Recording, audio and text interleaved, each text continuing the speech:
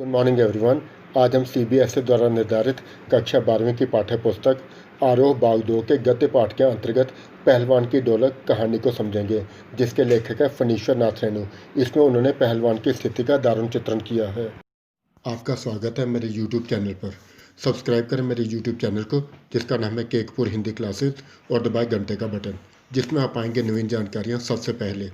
अगर आपको वीडियो अच्छी लगे तो लाइक करें, ज़्यादा से ज़्यादा शेयर करें, ताकि सभी जानकारियाँ सभी को आसानी से मिल सकें। आपको इस वीडियो पर अपने कमेंट अवश्य करें और सुझाव दें, ताकि इसमें सुधार किया जा सके। पाठ का सार। पहलवान की ढोलक कहानी लेखक फणीश्वर नाथ रेणु की एक प्रसिद्ध कहानी है। पहलवान की ढोलक कहानी के प्रमुख पात्र लुट्टन के माता पिता का देहांत उसके बचपन में ही हो गया था। अनाथ लुट्टन को उसकी विधवा सास ने ही पाल पोस कर बड़ा किया था। उसकी सास को गांव वाले बहुत सताते थे। यह बात लुट्टन को बहुत बुरी लगती थी। उसने लोगों से बदला लेने के लिए कुश्ती के दांव पेच सीखे और कसरत करके एक प्रसिद्ध पहलवान बन गया। एक बार लुट्टन श्यामनगर गांव में मेला देखने गया। वहां पर ढोल की आवाज़ और कुश्ती के दांव पेच देखकर उसमें जोश आ गया। शेर के बच्चे चांद सिंह, जिसने बड़े बड़े पहलवानों को हरा दिया था, लुट्टन ने उससे लड़ने की ठानी। राजा ने बहुत समझाया, गांव वालों ने भी बहुत समझाया, परंतु वह नहीं माना। चांद सिंह से लड़ने जा पहुंचा। पहले तो चांद सिंह ने उसे बहुत जोर से पटक दिया, परंतु ढोल की आवाज़ ने उसके मन में जोश पैदा कर दिया। वह पूरे मनोयोग से लड़ा और अंततः चांद सिंह को हरा दिया। इस प्रकार राजा भी खुश हुए और उन्होंने उसे राज पहलवान की उपाधि दे दी। इससे उसकी प्रसिद्धि दूर दूर तक फैल गई। उसने काले खां नाम के एक अन्य नामी पहलवान को भी हरा दिया। वह 15 वर्षों तक अजेय बना रहा। उसके 2 पुत्र थे। उसने दोनों पुत्रों को भी पहलवान बना दिया। राजा की मृत्यु के पश्चात नए राजकुमार ने गद्दी संभाली। उसे घोड़ों की दौड़ का शौक था। मैनेजर ने नए राजा को भड़काया और पहलवान तथा उसके दोनों बेटों के भोजन खर्च को फिजूल बताया। अतः राजा ने उसे महल से निकाल दिया। राज दरबार से निकाल दिए जाने के पश्चात लुट्टन अपने बेटों के साथ गांव में झोपड़ी बनाकर रहने लगा। वह गांव के लड़कों को कुश्ती सिखाने लगा, पर यह ज़्यादा नहीं चला। तब दोनों पुत्रों ने मजदूरी करनी शुरू कर दी।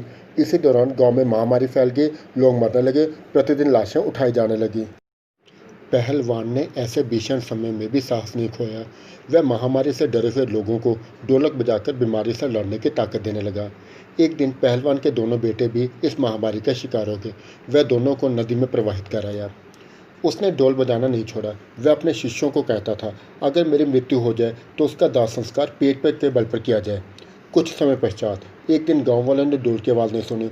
कुछ जब गांव वाले उसकी झोंपड़ी के पास पहुंचे तो पाया कि लुट्टन मर गया है। गांव वालों ने उसकी इच्छा पूरी करके पेट के बल पर संस्कार किया। इस प्रकार यह कहानी हमें निरंतर संघर्ष करते रहने की प्रेरणा देती है।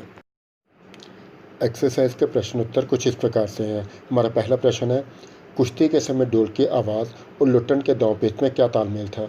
पाठ में ध्वनियात्मक शब्द और ढोल की आवाज़ आपके मन में कैसी ध्वनि पैदा करते हैं, स्पष्ट करें। हमारा आंसर होगा, कुश्ती के समय ढोल की आवाज़ और लुट्टन के दांव पेच में अद्भुत सामंजस्य था।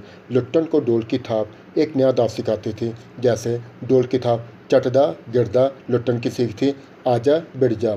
ढोल की थाप है चटाक चटदा, लुट्टन की सीख है उठाकर पटक दे। ढोल की थाप है चट गिरदा, लुट्टन की सीख है मत डरना। ढोल की थाप है थक दिन्ना त्रिकट दिन्ना, लुट्टन की सीख है दाव काटो और बाहर हो जाओ। ढोल की थाप है दिन्ना दिन्ना दिख दिन्ना, लुट्टन की सीख है चित करो। इस प्रकार ढोल के ये ध्वन्यात्मक शब्द हमारे मन में उत्साह के संचार के साथ साथ आनंद का संचार भी करते हैं। हमारा दूसरा प्रश्न है, कहानी में किस किस मोड़ पर लुट्टन के जीवन में क्या क्या परिवर्तन आए? हमारा उत्तर इस प्रकार से है, कहानी में लुट्टन के जीवन में निम्नलिखित परिवर्तन आए। माता पिता का बचपन में देहांत होने के कारण सास द्वारा पालन पोषण करना, सास पर हुए अत्याचारों का बदला लेने के लिए पहलवान बनना, बिना गुरु का कुश्ती सीखना, ढोल को ही अपना गुरु मानना, पत्नी के देहांत के बाद बच्चों की देखभाल करना, जीवन के 15 वर्ष राजा के छत्रछाया में रहना, राजा के निधन पर उसके पुत्र द्वारा राजमहल से निकाला जाना, गांव के बच्चों को पहलवानी सिखाना, अपने बच्चों की मृत्यु को सहना, गांव में महामारी के समय ढोल बजाकर उनमें नया उत्साह पैदा करना। हमारा अगला प्रश्न है, लुट्टन ने ऐसा क्यों कहा होगा कि मेरा गुरु कोई पहलवान नहीं, यही ढोल है? इसका उत्तर इस प्रकार से है, लुट्टन ने ढोल की आवाज़ से ही नामी पहलवान चांद सिंह को हराया था। ढोल की आवाज़ उसे दांवपेच सिखाती हुई और आदेश देती हुई प्रतीत होती थी। जब डोल की आवाज़ की थाप पड़ती तो उसकी नसें उत्तेजित हो जाती थी, वह लड़ने के लिए मचलने लगता। इसलिए लुट्टन पहलवान ने ऐसा कहा होगा कि मेरा गुरु कोई पहलवान नहीं, यही डोल है। हमारा अगला प्रश्न है, गांव में महामारी फैलने और अपने बेटों के देहांत के बावजूद लुट्टन पहलवान डोल क्यों बजाता रहा? इसका उत्तर है, गांव में महामारी और सूखे के कारण सारी तरफ निराशा का माहौल और सन्नाटा छाया हुआ था। इसी तरह का सन्नाटा पहलवान के मन में भी छाया हुआ था, क्योंकि उसके दोनों पुत्रों की मृत्यु हो चुकी थी। ऐसे दुख के समय में पहलवान की ढोलक निराश गांव वालों के मन में उमंग जगाती थी। ढोलक जैसे उन्हें महामारी से लड़ने की प्रेरणा देती थी। इस कारण से पहलवान लुट्टन ढोल बजाता रहता था। हमारा अगला प्रश्न है, ढोलक की आवाज़ का पूरे गांव पर क्या असर होता था? इसका उत्तर है, ढोलक की आवाज़ से रात की विभीषिका और सन्नाटा कम होता था। महामारी से पीड़ित लोगों की नसों में बिजली से क्रोध जाती थी। वे अपनी पीड़ा भूल खुशी खुशी मौत को गले लगा लेते थे। इस कारण ढोल की आवाज़ मृतप्राय गांव वालों की नसों में संजीवनी शक्ति से भरकर बीमारी से लड़ने की प्रेरणा देती थी। हमारा अगला प्रश्न इस प्रकार से है, महामारी फैलने के बाद गांव में सूर्योदय और सूर्यास्त के दृश्य में क्या अंतर होता था? इसका उत्तर है, महामारी फैलने के बाद गांव में सूर्योदय और सूर्यास्त के दृश्य में बहुत अंतर होता था। सूर्योदय के समय कलरव, हाहाकार और हृदय विदारक रुदन के बावजूद भी लोगों के चेहरे पर चमक होती थी। लोग एक दूसरे को सांत्वना बंधाते रहते थे। सूर्यास्त के बाद सारा परिदृश्य बदल जाता था। लोग अपने अपने घरों में दुबक कर बैठ जाते थे। वे चूं तक भी नहीं कर सकते थे। यहाँ तक कि माताएं अपने दम तोड़ते बच्चे को बेटा तक नहीं कह पाती थी। ऐसे समय में केवल पहलवान की ढोलक की आवाज़ सुनाई देती थी, जो लोगों के मन में उत्साह का संचार करती थी।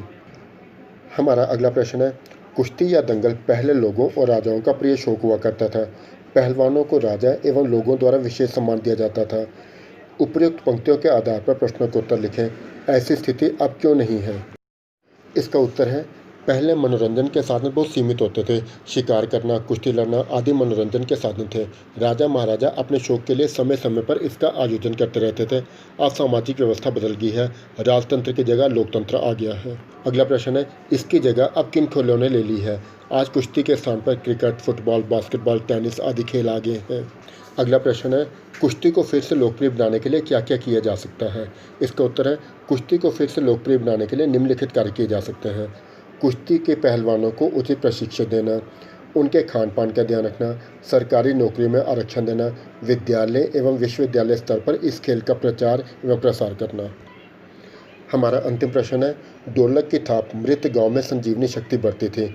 कला से जीवन के संबंध में ध्यान रखते हुए इसकी चर्चा कीजिए। इसका उत्तर है, कला व्यक्ति के मन में बसी हुई स्वार्थ, परिवार, धर्म, भाषा, जाति आदि की सीमाओं को मिटाकर मानव मन के व्यापकता प्रदान करती है। कला ही है जिसमें मानव मन में संवेदनाएं उभारने, प्रवृत्तियों को डालने और चिंतन को मोड़ने, अभिरुचि को दिशा देने में अद्भुत क्षमता है। आत्मसंतोष एवं आनंद की अनुभूति भी इसके ज्ञानार्जन से ही होती है। जब कला संगीत के रूप में उभरती है तो कलाकार गायन और वादन से स्वयं को ही नहीं, श्रोताओं को भी अभिभूत कर देता है।